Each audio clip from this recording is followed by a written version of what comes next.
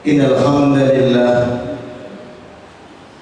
nahmaduhu wa nasta'inuhu wa nastaghfiruh wa na'udzu billahi min shururi anfusina wa min sayyiati a'malina.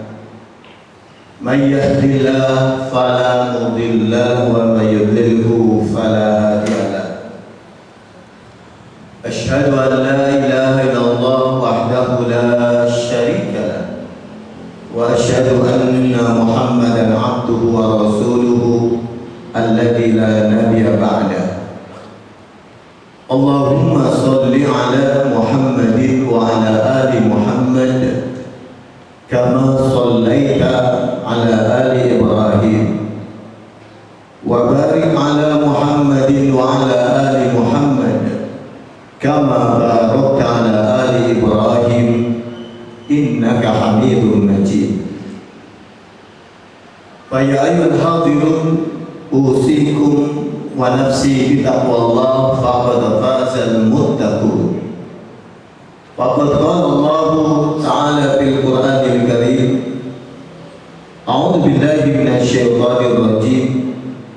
Ya ayyuhalladzina amanu taqullaha haqqa tuqatih wa la tamutunna illa wa antum muslimun. Shadaqallahul azim wa nahnu minasy syahidin. Hadirin jamaah salat Jumat rahimakumullah.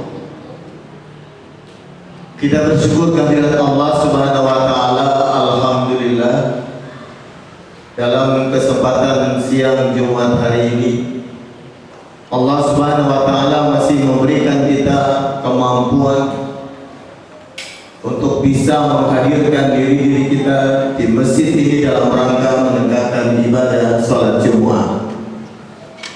Kita bersyukur mudah-mudahan dengan apa yang sedang dan telah kita lakukan Allah jadikan menjadi rangkaian kebaikan yang menjadi wasilah diampunkannya dosa-dosa kita, dikukuhkannya iman dan ketakwaan kita semua.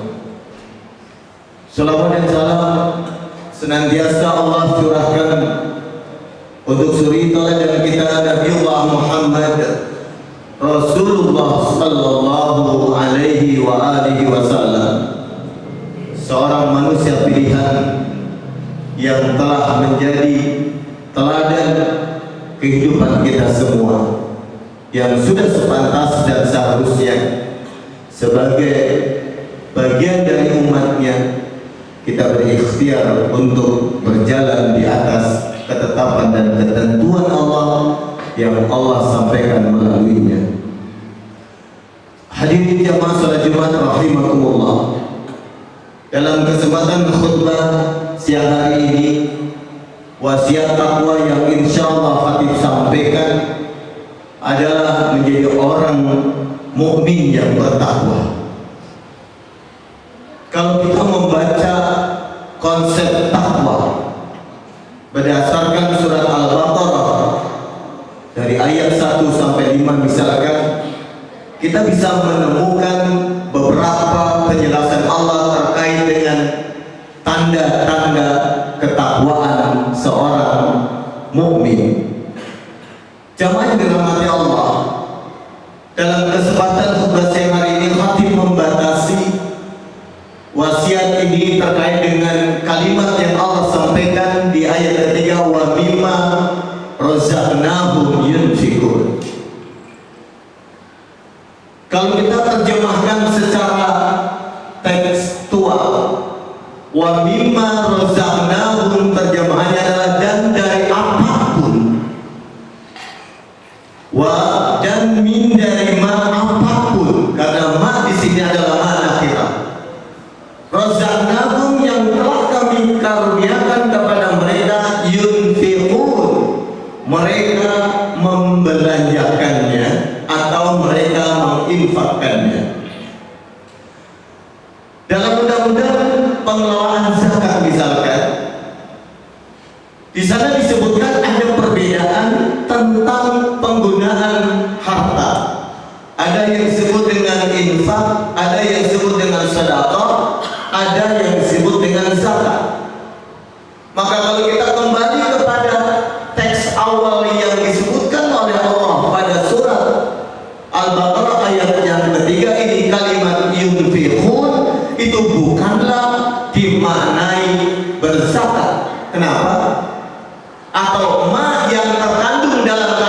wa mimma, ma di sana bukanlah spesifik menjelaskan dengan masalah zakat. Kenapa? Karena ketika Allah Subhanahu wa ta'ala menjelaskan tentang sesuatu karunia yang secara definitif dimaknai dengan zakat, itu disebutkan dengan kalimat wa yu'tuna zakat wa aqimus shalah wa atuz zakat. Jadi kalimat yang mendahulunya adalah kalimat yang dibangun atas dasar huruf alif, ta, dan ya, yang kalau kita gunakan pendekatan ilmu sharaf ini dari wazan ata ya'ti. Tapi kalau dipanjangkan dengan wazan apal ata yu'ti wa yu'tuna, itu masuk dalam kategori fi'il madhi mazid. Jamaah yang dirahmati Allah, dengan penjelasan ini maka kita harus membaca bahwa tanda orang yang bertakwa dalam konteks pengeluaran membelanjakan karunia itu tidak hanya dengan masalah zakat. Kenapa? Karena kalau kita bicara rezeki, rezeki ini ada yang dibatasi.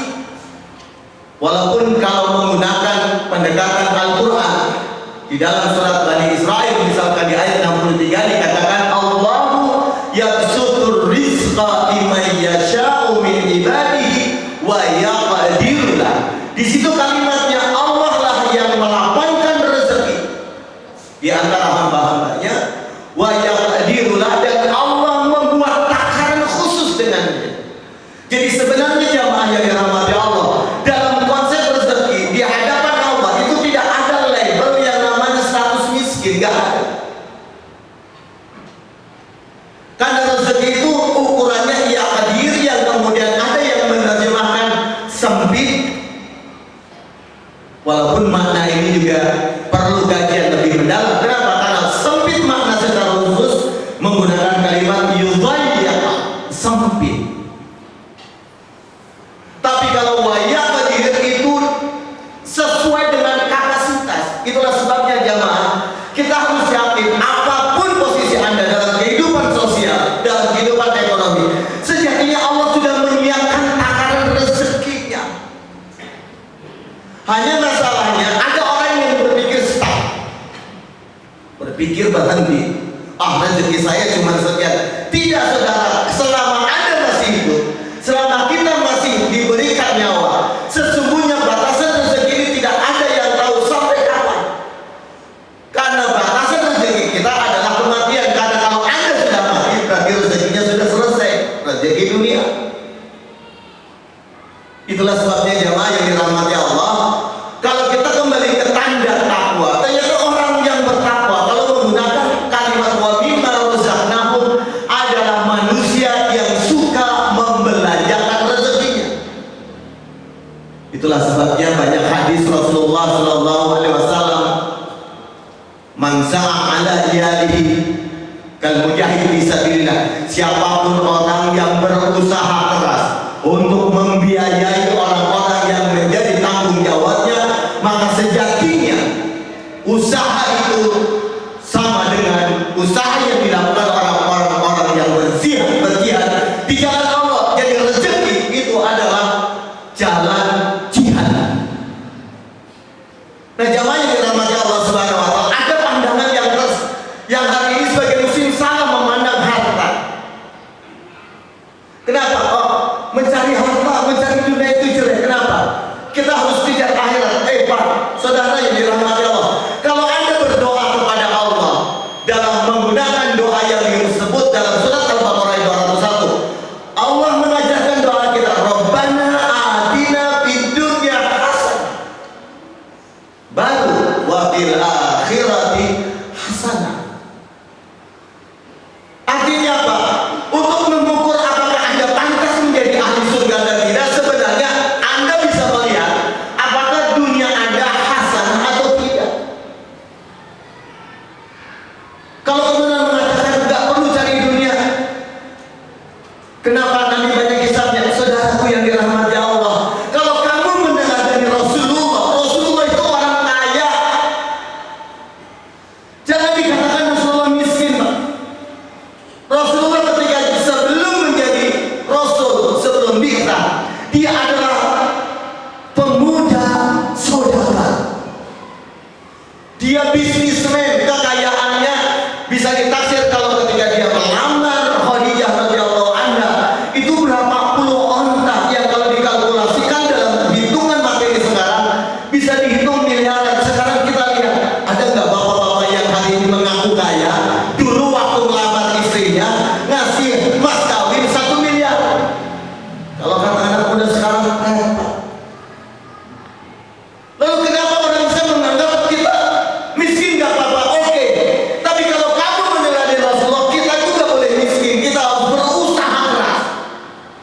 supaya apa? Hasanah. Nah, kesalahan kaum muslim menganggap Rasulullah itu kan hidupnya zuhud. Zuhud itu bukan berarti dia itu miskin, Pak. Bukan. Kenapa? Bagaimana Anda bisa menjadi orang yang bertakwa?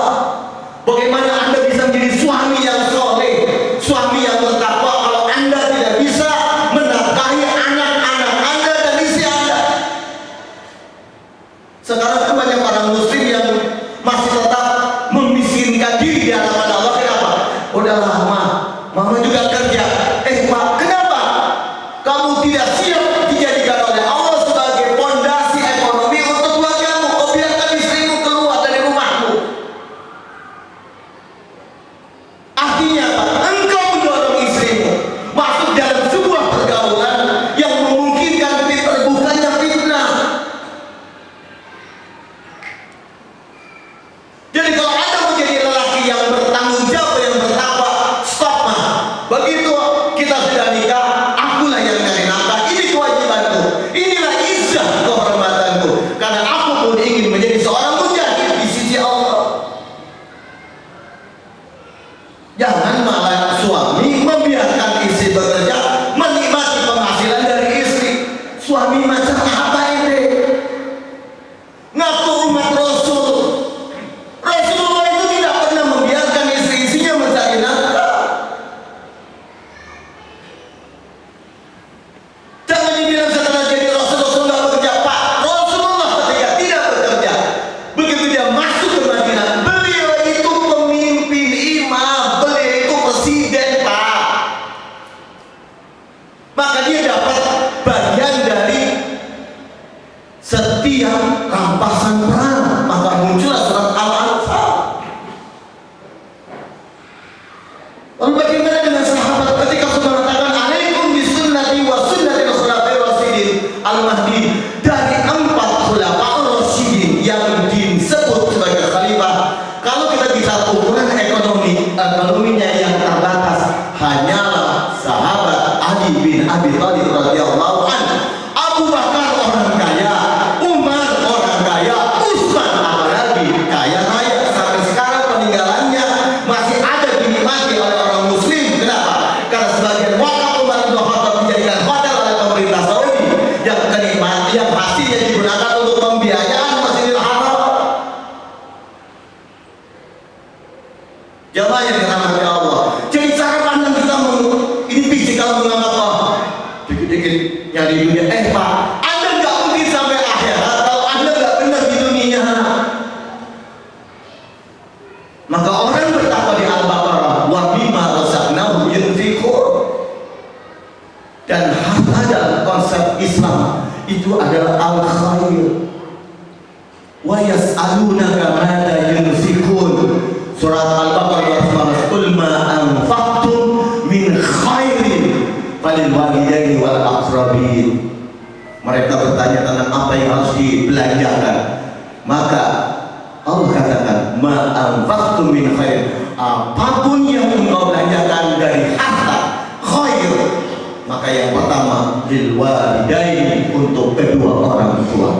Maka bersyukurlah saudaraku yang dirahmati Allah, kalau Anda masih punya orang tua, bekerjalah untuk menafkahinya.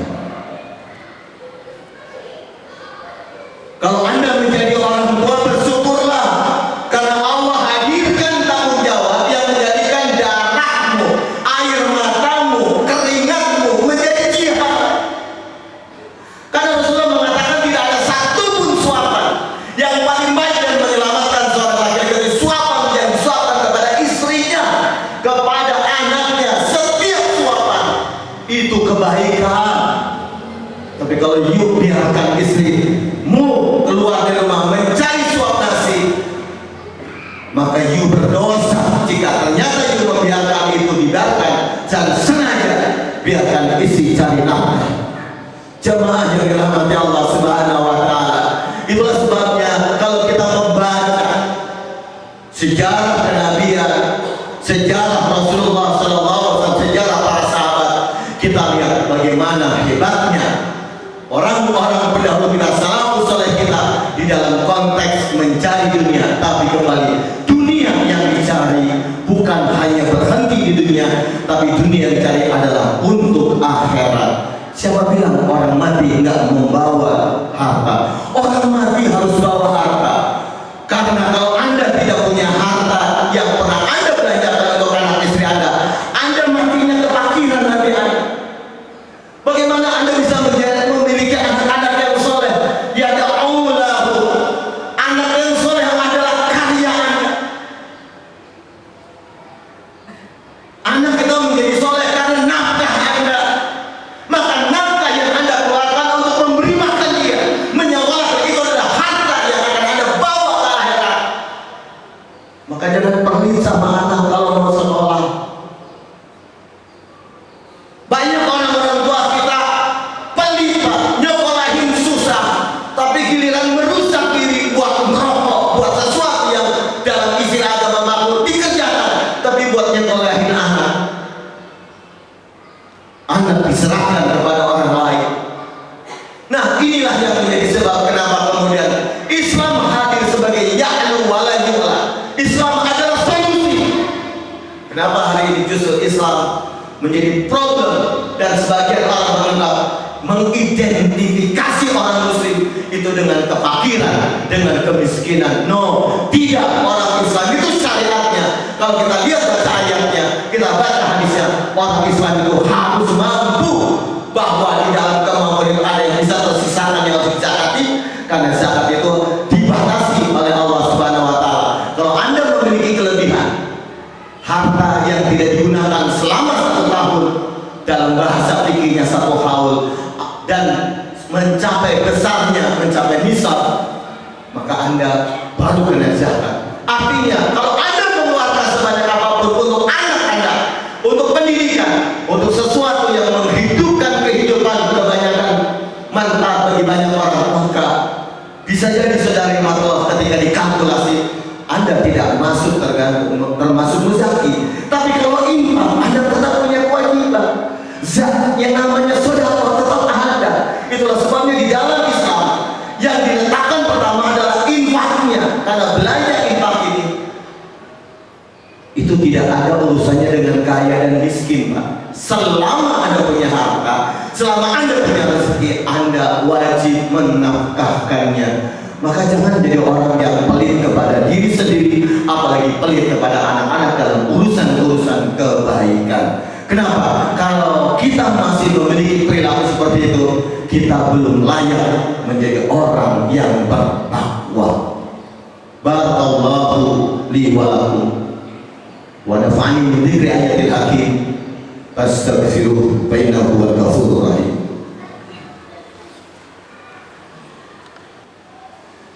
Alhamdulillahilladzi hadana li hadza wa ma kunna linahtadiya laula an hadana Allah. Asyhadu an la ilaha illallah wahdahu la syarika lah wa asyhadu anna Muhammadan 'abduhu wa rasuluhu alladzi la nabiyya ba'da. Allahumma shalli ala Muhammadin wa ala ali Muhammad kama shallaita ala ali Ibrahim wa barik ala Muhammadin wa ala ali Muhammad kama barakta ala ali Ibrahim innaka Hamidum Majid. Fa ya ayyuhal hadirun usikum wa nafsi bi taqwallah faqad fazal muttaqun. Jamaah yang dirahmati Allah, di khutbah kedua khatib menambahkan sedikit penjelasan. Ketika Rasulullah mengatakan tangan di atas lebih baik dari tangan di bawah, maka sejatinya Rasulullah SAW sedang membimbing kita agar kita bisa mengenali potensi kebaikan dari potensi yang Allah hadirkan lewat karunia rezeki. Kenapa? Karena di dalam syariat Islam tidak akan mungkin tegak, Pak, kalau orang Islam yang tangannya di bawah semua. Laki-laki suami gak bisa memberikan pakaian yang menutup aurat untuk istrinya kalau dia gak punya rezeki, Pak. Kenapa istri kita kadang suka melawan, suruh nutup aurat? Lah, seandainya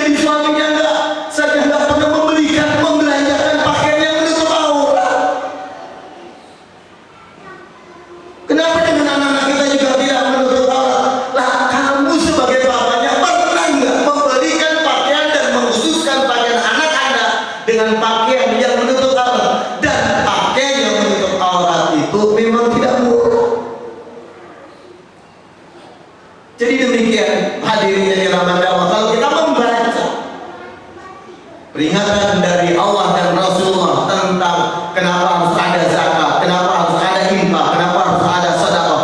Karena sejatinya Islam ini memberikan bimbingan kita dan dorongan kita menjadi orang-orang yang kuat.